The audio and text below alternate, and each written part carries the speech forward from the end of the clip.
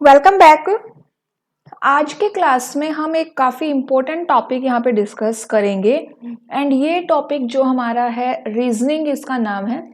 तो जो रीजनिंग है आपकी वो सिर्फ मैं कहूँ कि कंप्यूटर साइंस का जो आपका एग्ज़ाम होता है ना, सिर्फ उसके पॉइंट ऑफ व्यू से इम्पोर्टेंट नहीं है, बल्कि जो आपका अगर हम यूजीसी नेट की बात करें आपका, तो उसका जो पेपर 1 रहता है उसके अंदर भी रीजनिंग इंक्लूड रहता है। तो उसमें भी रीजनिंग से क्वेश्चन आते हैं, टाइप्स ऑफ रीजनिंग वहाँ पे आपने देखा होगा। तो अगर आप यूजीसी की प्रिपरेशन कर रहे हैं आने वाले एग्जाम के लिए, तो अगर आपका ऐसा नहीं है कि सिर्फ कंप्यूटर साइंस की मैं यहाँ पे बात कर रही हूँ, टॉपिक आपका कंप्यूटर साइंस का ही है, आर्टिफिशियल इंटेलिजेंस का ये टॉपिक है, लेकिन इसके अंदर जो टाइप्स हम देखेंगे वो आपकी पेपर 1 में भी आपको देखने को मिलेंगे, क्योंकि पेपर 1 में भी आपका कंप्यूटर भी इंक्लूड रहता है। ठीक है, तो वहां पे भी आपको रीजनिंग के क्वेश्चन जरूर आएंगे। तो वहां से एक या दो क्वेश्चन हमारा रीजनिंग का रहता ही रहता है।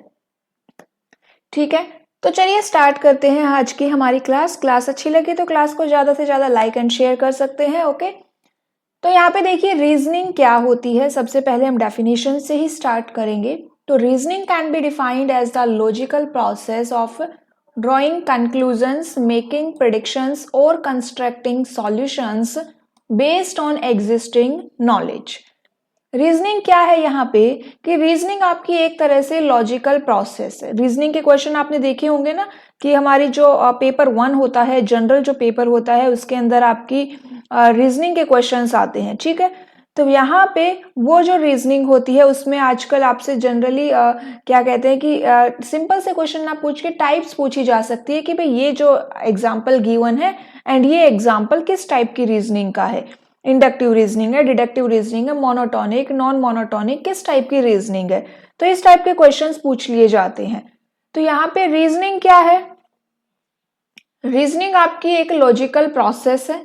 एंड लॉजिकल प्रोसेस क्या है? तो इसके अंदर हम जो भी हमारी एग्जिस्टिंग नॉलेज है, मतलब जो नॉलेज हमारे पास है, जो हमें पता है, उसी से आपको कंक्लूजन ड्रॉ करना है, एक कोई भी एक प्रिडिक्शन करना है, कुछ भी एक रिजल्ट आपको फाइंड आउट करना है। ठीक है, तो वही आपकी रीजनिंग कहलाती है। या फिर हम कह सकते हैं कि जो भी हमारे पास डेटा हमने पहले से जो कलेक्ट किया हुआ है, जो भी एग्जिस्टिंग डेटा है, उससे आप कोई ना कोई फैक्ट फाइंड आउट करेंगे। तो ये हो गया आपका रीजनिंग। उसके बाद यहाँ पे देखिए जो रीजनिंग है, जैसे हम देख रहे हैं कि ये आपका एआई आर्टिफिशियल इंटेलिजेंस का ही एक टॉपिक है।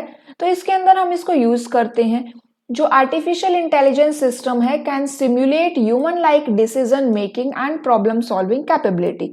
रीजनिंग की हेल्प से जो सिस्टम होते हैं, एआई सिस्टम है, जैसे कि आपके रोबोट्स हैं या फिर आपके बोट्स हैं, वो सब क्या करे कि डिसीजन ले सके। जैसे कि ह्यूमन बीइंग डिसीजन लेता है, वैसे ही वो भी डिसीजन ले सके, कोई भी प्रॉब्लम सॉल्व कर सके। तो वो किसकी हेल्प से हो पाता है? वो रीजनिंग की हेल्प से ही हो पाता है। Reasoning is essential to show that machine can also think rationally as a human brain and can perform like a human। तो ये तो हो गया हमारा बेसिक, भाई रीजनिंग होती क्या है वो हमने यहाँ पे देख लिया। अब क्वेश्चन कहाँ से आते हैं? क्वेश्चन आते हैं टाइप्स ऑफ रीजनिंग से। इस बार भी क्वेश्चन आए थे एग्जाम में, डिडक्टिव रीजनिंग का क्वेश्चन आया था। अगर आपने देखा हो तो नेट के एग्जाम की मैं बात करूं तो वहां पे डिडक्टिव रीजनिंग का क्वेश्चन था। तो टाइप्स ऑफ रीजनिंग देखो, यहाँ पे टोटल 8 टाइप्स होती हैं। कितनी टाइप होती है? 8 टाइप्स होती है। Deductive, inductive, objective, analogical, common sense, monotonic, non monotonic, fuzzy. Important कौन सी है एग्जाम पॉइंट ऑफ व्यू से? डिडक्टिव, इंडक्टिव एंड ऑब्जेक्टिव और एनालॉजिकल। ये मोस्ट इंपॉर्टेंट है आपकी। मोनोटोनिक से भी क्वेश्चन पूछ लिए जाते हैं। कॉमन सेंस इतना इंपॉर्टेंट नहीं है। फजी रीजनिंग आपकी जनरल पेपर के अकॉर्डिंग इंपॉर्टेंट नहीं है। अगर हम कंप्यूटर साइंस की बात करें तो उसके अकॉर्डिंग ये इंपॉर्टेंट रहेगी। स्टार्ट करते हैं डिडक्टिव रीजनिंग से। डिडक्टिव रीजनिंग क्या होती है? अब ये जो डिडक्टिव एंड इंडक्टिव है ना, इनसे तो इनके डेफिनेशन से ही क्वेश्चन पूछ लिए जाते हैं घुमा फिरा के। इनके जो पॉइंट होते हैं 5 to 6 पॉइंट है, उन 5 to 6 पॉइंट्स को ही जनरली एग्जाम में रख दिया जाता है एंड पूछा जाता है कि इनमें से कौन सा इस रीजनिंग के अकॉर्डिंग करेक्ट है, कौन सा नहीं है। ठीक है, तो अब चलिए बात करते हैं किसकी? डिडक्टिव रीजनिंग की। डिडक्टिव रीजनिंग क्या होती है? अब डिडक्टिव रीजनिंग सबसे पहली बात क्या है कि ये एक टॉप डाउन अप्रोच को फॉलो करती है। कौन सी अप्रोच को फॉलो करती है? टॉप डाउन अप्रोच को फॉलो करती है। ठीक है, इसलिए इसे टॉप डाउन रीजनिंग भी कहते हैं या फिर इसे कॉन्ट्राडिक्टरी टू इंडक्टिव रीजनिंग भी कहते हैं। अदर नेम्स क्या है डिडक्टिव रीजनिंग के? टॉप डाउन रीजनिंग या contradictory to inductive reasoning. Important points है, ये पॉइंट्स एग्जाम में डायरेक्टली पूछे जाते हैं। इस बार जो क्वेश्चन आया था डिडक्टिव रीजनिंग का, उसमें भी एक पॉइंट ही आया था, इनमें से एक पॉइंट एग्जाम में पूछा गया था। यहाँ पे जो कंक्लूजन्स होते हैं ना डिडक्टिव रीजनिंग में, हम क्या करते हैं कि जो हमारे पास जनरल मीन्स कि जनरल से हम कहाँ जाते हैं, एक कंक्लूजन को फाइंड आउट करते हैं। डिडक्टिव रीजनिंग में क्या होता है कि जनरल से एक कंक्लूजन को हम फाइंड आउट करते हैं एंड यहाँ पे हम मानते हैं, हम एज्यूम करके चलते हैं कि जो हमारा जनरल प्रिंसिपल है या फिर जो जनरल प्रीमाइसेस है वो ट्रू है। ठीक है, ये हम यहाँ पे एज्यूम करके चल रहे हैं कि जो हमारा जनरल प्रीमाइसेस है वो क्या है? ट्रू है। ओके, तो conclusions are drawn from general principle और प्रीमाइसेस दैट आर नोन और एज्यूम टू बी ट्रू। अब यहाँ पे ये पॉइंट एग्जाम में आया था, deductive reasoning is deducing new information from logically related known information, कि जो इंफॉर्मेशन आपके पास है उससे हम एक नई इंफॉर्मेशन डिड्यूस करना, फाइंड आउट करना, वो भी आपके डिडक्टिव रीजनिंग में ही आता है। It is a form of valid reasoning. किसका एक टाइप है? ये एक वैलिड रीजनिंग की एक फॉर्म रहेगी। नेक्स्ट क्लास में हम इनके टाइप्स के बारे में भी देखेंगे। Which means the argument conclusion must be true when the premises are true। अब यहाँ पे ऐसा पूछा जा सकता है कि भाई वैलिड रीजनिंग क्या होती है? तो वैलिड रीजनिंग का मतलब हुआ कि अगर प्रीमाइसिस ट्रू है तो जो आर्ग्यूमेंट कंक्लूजन, जो कंक्लूजन आपने फाइंड आउट किया है वो भी क्या होना चाहिए? ट्रू होना चाहिए। डिडक्टिव रीजनिंग को हम प्रेपोजिशनल लॉजिक में यूज करते हैं। The truth of the premises guarantees the truth of the conclusion। यहाँ पे जो premises है ना, premises true है हमने मान लिया, तो ये गारंटी देता है कि आपका कंक्लूजन भी क्या होगा? ट्रू होगा। ठीक है, डिडक्टिव रीजनिंग के बारे में ये मेन पॉइंट्स है। एग्जाम्पल क्या है कि if all human are mortal, premises हमें गिवन है, हमें दो प्रीमाइसेस गिवन है। फर्स्ट है आपका ऑल ह्यूमंस आर मोर्टल, आप स्टेटमेंट भी कह सकते हो कि फर्स्ट स्टेटमेंट गिवन है कि सभी ह्यूमन बीइंग मोर्टल है। सेकंड स्टेटमेंट में गिवन है कि राम इज अ ह्यूमन। अब इन दोनों स्टेटमेंट से, ये दोनों फैक्ट हमें पता है, यहां से हमें एक नई इंफॉर्मेशन फाइंड आउट करनी है, एक नया कंक्लूजन फाइंड आउट करना है और वो भी ट्रू होना चाहिए। तो यहाँ पे वो क्या होगा कि राम इज अ मोर्टल, ये हमारा कंक्लूजन आया। ये दोनों प्रीमाइसेस ट्रू है तो यहाँ पे ये कंक्लूजन भी क्या होगा? ट्रू होगा। ठीक, आप ये नहीं कह सकते राम इज नॉट मोर्टल, तो Ram is a mortar. Second example क्या है? फर्स्ट स्टेटमेंट है all the human Yeats wages, second है आपका सुरेश इज ह्यूमन। तो यहाँ पे कंक्लूजन क्या मिला कि सुरेश ईट्स वेजेस, ये भी क्या होगा? ट्रू होगा। तो ये डिडक्टिव रीजनिंग का ही एक टाइप है, पार्ट है, एग्जाम्पल है। ओके, एप्लीकेशंस क्या क्या है, कहाँ कहाँ यूज करते हैं? तो डिडक्टिव रीजनिंग को हम एक्सपर्ट सिस्टम में यूज करते हैं, रूल बेस्ड एआई सिस्टम में यूज करते हैं, where knowledge is represented through rules। if then statement, if then statement means कि if ये condition true है then ये रहेगा। जैसे ये example है ना, if then। These system apply general rule to specific problem to drive solution और make decision। जो भी जनरल रूल्स होते हैं वो हम यहाँ पे अप्लाई करेंगे कोई भी एक प्रॉब्लम पर एंड आपको एक सॉल्यूशन मिलेगा या फिर एक डिसीजन आप वहां पे ले सकते हैं।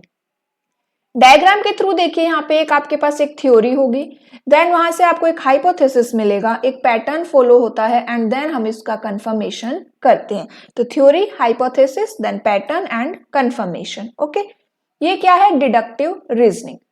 अब इंडक्टिव रीजनिंग क्या है? तो inductive reasoning generally deductive reasoning का वाइस वर्सा होती है। यहाँ पे क्या है? ये एक बॉटम अप अप्रोच है, वो आपकी टॉप डाउन अप्रोच थी, ये आपकी बॉटम अप हो गया। इसे हम कॉज इफेक्ट रीजनिंग भी कहते हैं एंड इसके अंदर आप क्या करते हैं, आप कोई भी एक स्पेसिफिक आपको क्या मिल रहा है, ऑब्जर्वेशन है, उससे आप जनरल कंक्लूजन फाइंड आउट करेंगे। मींस कि स्पेसिफिक से हम जनरल की साइड जा रहे हैं। डिडक्टिव में क्या था? जनरल से स्पेसिफिक मिल रहा था एंड यहां पे हम स्पेसिफिक से जनरल की तरफ जाएंगे, ठीक है। अब यहां पे देखो next, inductive reasoning generates hypothesis rather than certain conclusion making it more probabilistic. Inductive reasoning में क्या जनरेट कर रहे हैं हम, हाइपोथेसिस जनरेट कर रहे हैं, जबकि डिडक्टिव रीजनिंग में हमारे पास हाइपोथेसिस होता है। ये भी एक प्रपोजिशनल लॉजिक का ही टाइप रहेगा। इंडक्टिव रीजनिंग में हम हिस्टोरिकल डेटा यूज करते हैं to generate a general rule. आपको एक जनरल रूल यहाँ पे फाइंड आउट करना है, for which premises support the conclusion. Okay, in inductive reasoning premises provide probable supports to the conclusion. अब यहाँ पे ये बात इंपॉर्टेंट है कि डिडक्टिव रीजनिंग में जो प्रीमाइसेस ट्रू है तो गारंटी है आपकी कंक्लूजन भी ट्रू होगा, लेकिन यहाँ पे अगर आपका प्रीमाइसेस ट्रू है तो वो गारंटी नहीं देता कि आपका कंक्लूजन भी ट्रू होगा। इंपॉर्टेंट पॉइंट रहेगा, ठीक है। एग्जाम्पल देखिए, if we observe that sun rises in the east every day. हमने ऑब्जर्व किया कि सन हमेशा ईस्ट से आता है, ठीक है, राइज करता है। तो यहाँ पे हमने कंक्लूजन क्या निकाल लिया, एक जनरल रूल हमने बता दिया कि भाई सन हमें कल भी क्या होगा, ईस्ट से ही राइज होगा। ये जनरल रूल है, ओके। सेकेंड एग्जाम्पल क्या होगा कि all the pigeons we have seen in the zoo are white. ये कि भाई हमने जू में जितने भी पीजन्स देखे वो सभी वाइट है, ये हमारा प्रीमाइसिस है। हमने कंक्लूजन निकाल लिया कि भाई सारे पीजन क्या होते हैं, वाइट होते हैं। अब ये गारंटी नहीं दे रहा है, क्या पता कोई और पीजन है जो वाइट ना हो, ठीक है, गारंटी नहीं है इस कंक्लूजन के ट्रू होने की। एप्लीकेशंस क्या है, मशीन लर्निंग एल्गोरिदम में यूज करते हैं। Model trained on data pattern generalize from the data and use this information to make predictions about new and unseen data। तो यहाँ पे हम क्या करेंगे कि जो भी मॉडल्स आप यूज कर रहे हैं, डेटा मॉडल्स जो भी होते हैं, वो डेटा पैटर्न को यहाँ पे उनके अकॉर्डिंग ट्रेन किया जाता है एंड देन वो इसकी हेल्प से प्रिडिक्ट कर सकते हैं न्यू इन्फॉर्मेशन को। यहाँ पे ऑब्जर्वेशन होती है, एक पैटर्न होता है, देन हाइपोथेसिस होते हैं एंड फिर हमें एक थ्योरी मिलती है। तो ये एकदम डिडक्टिव रीजनिंग का ऑपोजिट होता है। नेक्स्ट है अब्डक्टिव रीजनिंग। ये आपकी एक लॉजिकल रीजनिंग की फॉर्म है। ये क्या करता है, starts with an incomplete set of observation and then seeks the most plausible explanation. इसमें आपको क्या मिलेगा, जो भी आपकी ऑब्जर्वेशन होती है वो एक तो कंप्लीट नहीं होती, इनकम्प्लीट सेट ऑफ ऑब्जर्वेशन होता है एंड देन उस ऑब्जर्वेशन से आप जो भी एक आपको एक्सप्लेनेशन करेक्ट मिल रहा है आप उसकी तरफ जाते हैं। एग्जाम्पल से समझ में आएगा, ठीक है। It focus on finding the most likely conclusion based on what is known rather than seeking the an absolute truth.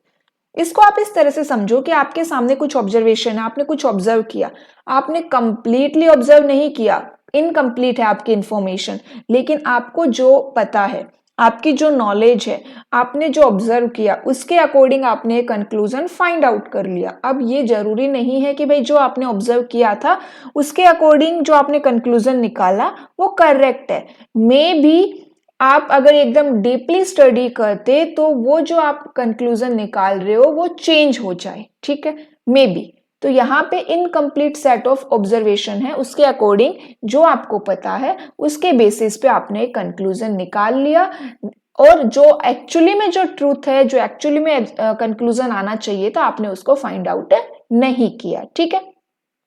ये डिडक्टिव रीजनिंग की ही एक एक्सटेंशन है। यहाँ पे premises do not guarantee the conclusion, may be आपको conclusion मिले ना भी मिले। एग्जाम्पल से समझ में आएगा कि अगर एक पेशेंट को फीवर एंड कफ है, if a patient has a fever and cough, तो डॉक्टर ने क्या अपना हाइपोथेसिस बना लिया, डॉक्टर ने एज्यूम कर लिया कि भाई उसको क्या हो गया, फ्लू हो गया, ठीक है, उसको फीवर एंड कफ है, तो उसे अपनी नॉलेज के अकॉर्डिंग बता दिया कि उसको फ्लू है। क्या पता कि अगर वो और स्टडी करता तो जो उसको ये फीवर एंड कफ है इसका रीजन कोई और इलनेस होती, कोई और उसको प्रॉब्लम होती। तो ये आपका एग्जाम्पल रहेगा। सेकंड देखिए, cricket ground is wet if it is raining. Cricket ground is wet, यहाँ पे दो हमें मिला, तो यहाँ पे इट इज रेनिंग हमने कंक्लूजन फाइंड आउट कर लिया। पहला क्या है, हमें पहले भाई इम्प्लीकेशन ये है कि अगर बारिश हुई तो क्रिकेट ग्राउंड वेट हो जाएगा। सेकंड एक्सियम क्या है कि क्रिकेट ग्राउंड वेट है, ये आपको मिला तो आपने कंक्लूजन निकाल दिया कि इट इज रेनिंग। क्या पता उसके वेट होने का कोई और रीजन हो, नहीं, जरूरी नहीं है कि रेनिंग की वजह से ग्राउंड वेट होता है, क्या पता वहां पे पानी दिया गया हो, कोई और रीजन हो तो वो भी हो सकता है। नेक्स्ट आपका एग्जाम्पल क्या रहेगा, ऑब्जर्व क्या है आपका कि grass is wet outside when you get up in the morning but you have not recently watered the lawn. हमने एक्सप्लेनेशन क्या किया, अब कंक्लूजन क्या निकाल लिया कि मे बी लास्ट नाइट बारिश हुई होगी इसीलिए। ठीक है, तो ये भी इसका एग्जाम्पल है। नेक्स्ट एग्जाम्पल देखिए, at a restaurant you see a bag and a half eaten sandwich at an empty table.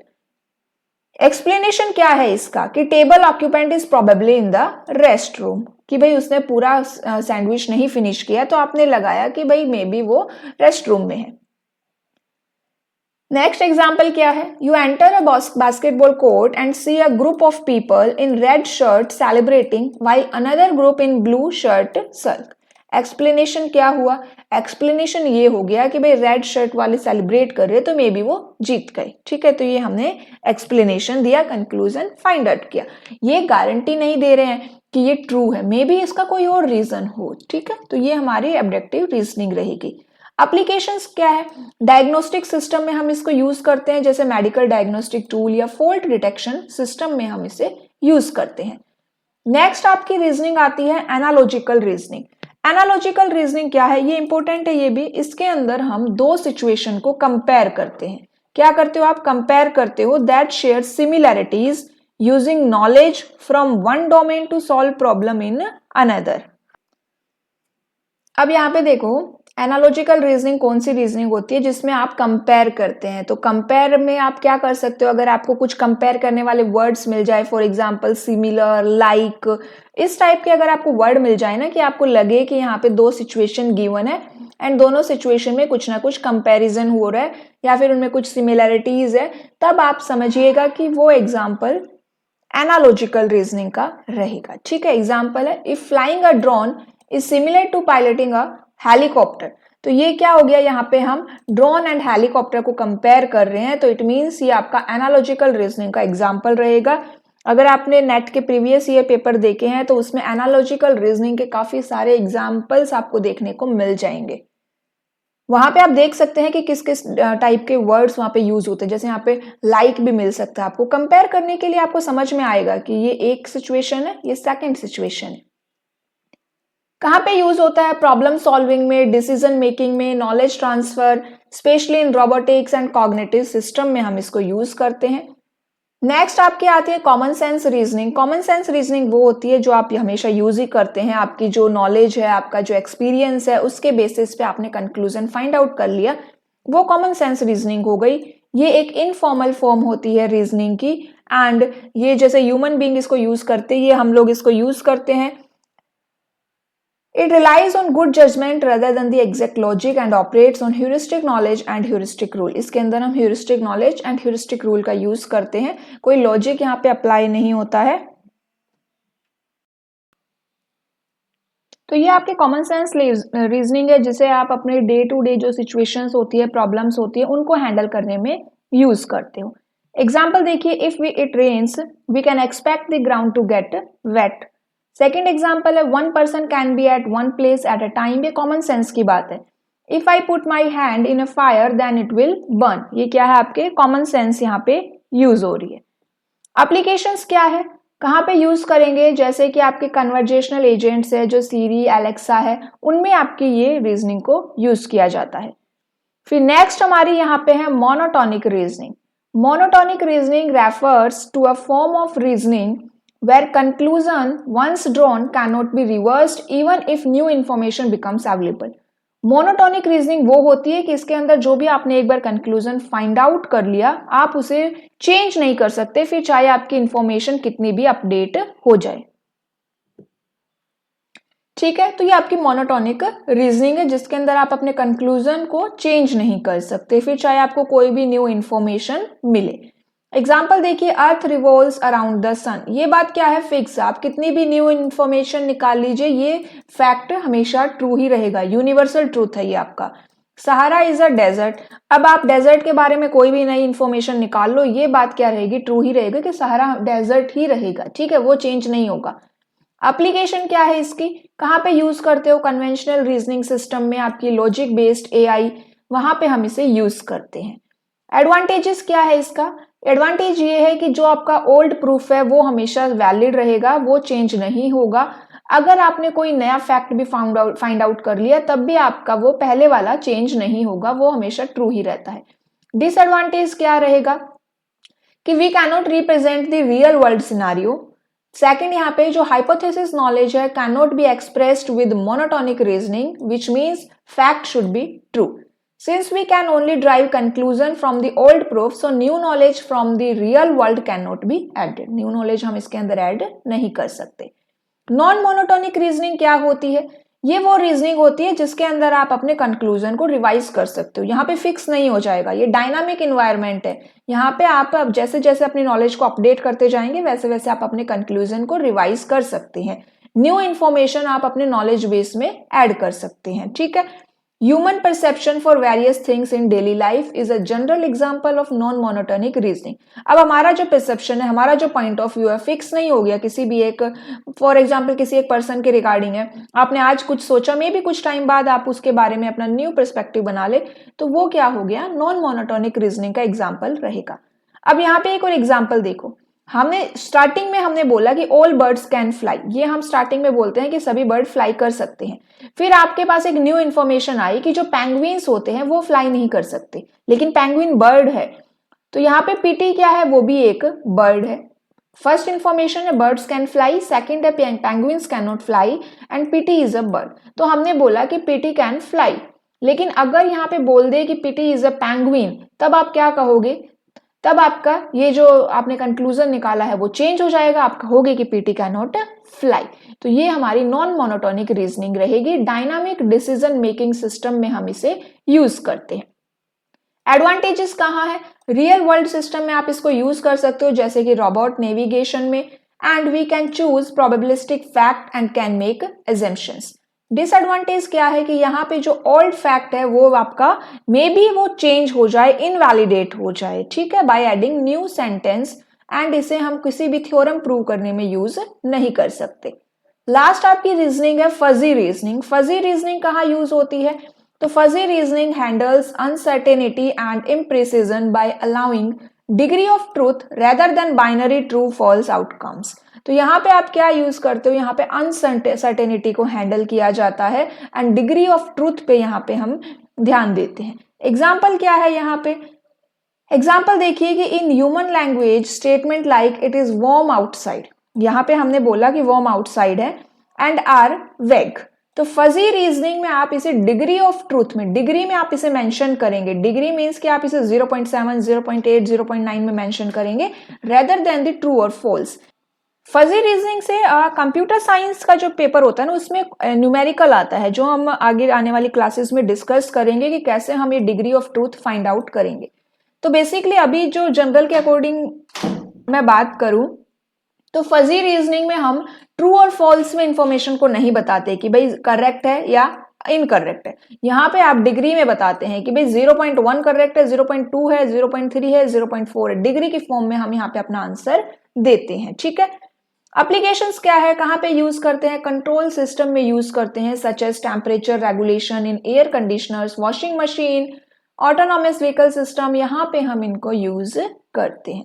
तो ये क्या था आज का हमारा टॉपिक था जिसके अंदर हमने रीजनिंग को डिस्कस किया, general and specific subject computer science दोनों के अकॉर्डिंग ही आपका ये मोस्ट इंपॉर्टेंट टॉपिक रहेगा। तो नेक्स्ट क्लास में हम जो inductive reasoning and deductive reasoning के अंदर क्या और डिफरेंस होते हैं वो देखेंगे, कुछ और एग्जांपल्स देखेंगे उनके, एंड टाइप्स भी वहां पे डिस्कस करेंगे। आज के लिए इतना ही, ओके, थैंक यू।